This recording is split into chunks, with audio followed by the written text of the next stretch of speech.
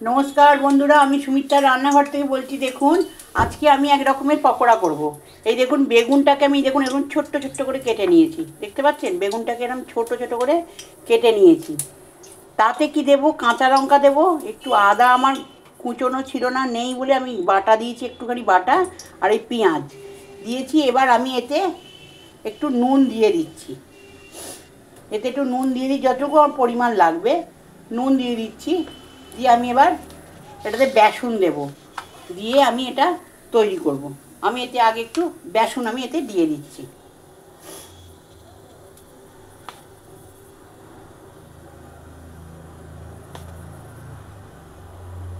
এটা ভালো করে আমি মেখে নিই, নিয়ে তারপরে আমি দেখছি যদি আর বেসন লাগে দিতে হবে। দেখুন বন্ধুরা এটাকে আমি মাখছি, এতে আর একটু বেসন আমার লাগবে। আপনারা এরম করে একটু শক্ত শক্ত করে মেখে নেবেন।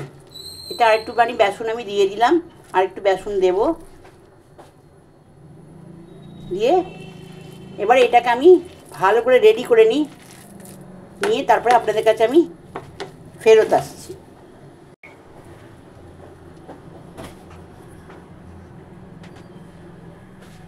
দেখুন বন্ধুরা এটা কিন্তু মাখা শেষ, আমার এখানে তেল গরম হয়ে গেছে। এবার আমি এটাকে একটু গোল গোল করে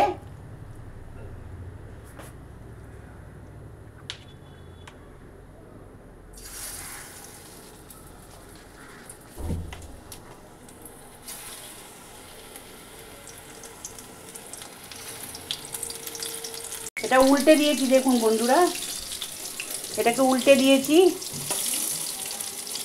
এটাকে উল্টে দিয়েছি, দিয়ে এবার এগুলোকে সমস্ত ভেজে নিয়ে এগুলো সবগুলো ভেজে নিয়ে আমি আপনাদের কাছে ফেরত আসছি। এবার বাকিটা কি করে কি করব বাকিটা আপনাদেরকে আমি দেখিয়ে দেব। দেখুন বন্ধুরা সব কিন্তু আমার রেডি হয়ে গেছে, সব ভাজা হয়ে গেছে। আপনারা মনে করলে এমনি শুকনোও খেতে পারেন। এই দেখুন সমস্ত ভেজে নিয়েছি। এবার এটাকে আমি কি করব, এটাকে আমি টমেটো আর রসুন, আগে একটু রসুন বাটা দেব, একটু রসুন বাটা এতে আগে আমি দিয়ে দিই।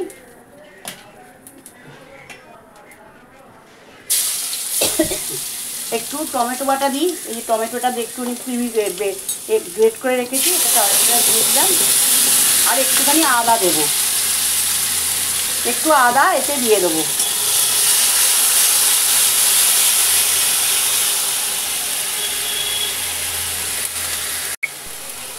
বন্ধুরা এবার একটু আমি এতে হলুদ দিয়ে দিলাম, একটু লঙ্কার গুঁড়ো দেব,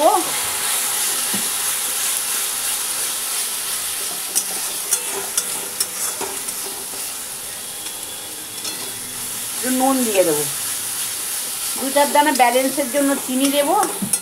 আর এতে যতটুকু পরিমাণ আমার নুন লাগবে এতটুকু পরিমাণ আমি এতে নুন দেব, চিনি দিয়ে দিলাম।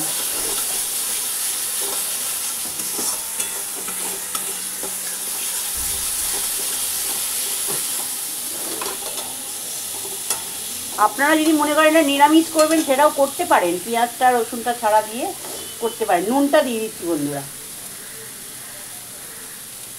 এটা দিয়ে ভালো করে কষে নিই। দেখুন বন্ধুরা আমি এতে জল দিয়ে দিচ্ছি একটুখানি।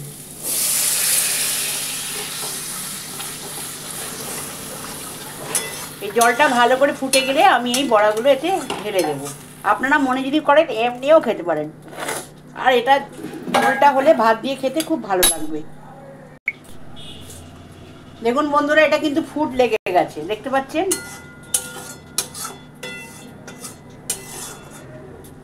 এবার এতে আমি বড়াগুলো সব ঢেলে দিচ্ছি।